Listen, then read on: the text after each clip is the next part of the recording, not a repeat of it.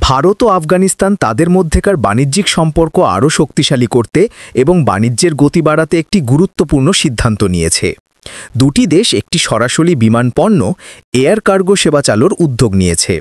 এই সেবাটি স্থলপথে পাকিস্তানের মধ্য দিয়ে চলাচলের উপর নির্ভরতা কমিয়ে বাণিজ্যকে আরও সহজ ও দ্রুততর করবে। মূল কারণ হল নতুন বিমান পণ্য করিডর ভারত ও আফগানিস্তান একটি বিশেষ বিমান পণ্য সেবা চালু করতে যাচ্ছে। এটি মূলত একটি এয়ার করিডর হিসেবে কাজ করবে, যা দিল্লি বা অন্যান্য ভারতীয় বিমানবন্দর থেকে কাবুল ও অন্যান্য আফগান শহরে পণ্য সরাসরি পরিবহন করবে।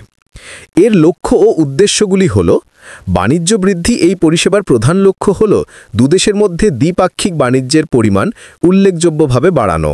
রফতানি বৃদ্ধি, আফগানিস্তান থেকে ভারতের বাজারে তাজা ফলমূল, আপেল, আঙুর, বাদাম, অন্যান্য ফল, কার্পেট ও ঔষধিগৃহী পণ্য দ্রুত পাঠানো সম্ভব হবে। অন্যদিকে ভারত থেকে ওষুধ, চিকিৎসা সামগ্রী, ইলেকট্রনিক পণ্য, টেক্সটাইল ইত্যাদি আফগানিস্তানে রফতানি করা ইজিয়ার হবে। স্থলপথের বিকল্প তৈরি। আফগানিস্তান একটি স্থলবেষ্টিত দেশ। ঐতিহ্যগতভাবে ভারতের সাথে তাদের বাণিজ্য প্রধানত পাকিস্তানের মধ্য দিয়ে স্থলপথে হতো।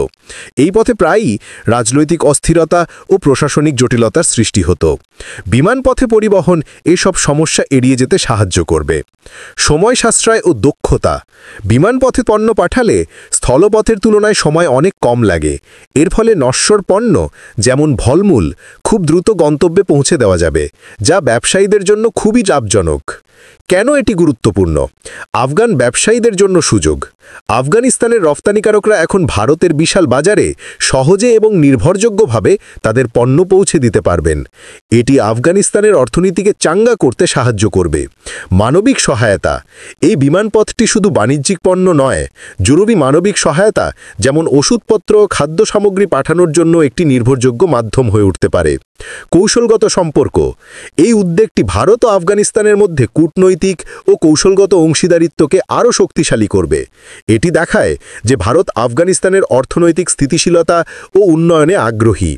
বর্তমান অবস্থা ও ভবিষ্যৎ। দুটি দেশের সংশ্লিষ্ট কর্তৃপক্ষ, বেসামরিক বিমান চলাচল মন্ত্রণালয়, বাণিজ্য মন্ত্রণালয় এই পরিষেবা চালুর জন্য প্রয়োজনীয় প্রযুক্তিগত ও প্রশাসনিক বিষয়ে চূড়ান্ত আলোচনা করছে।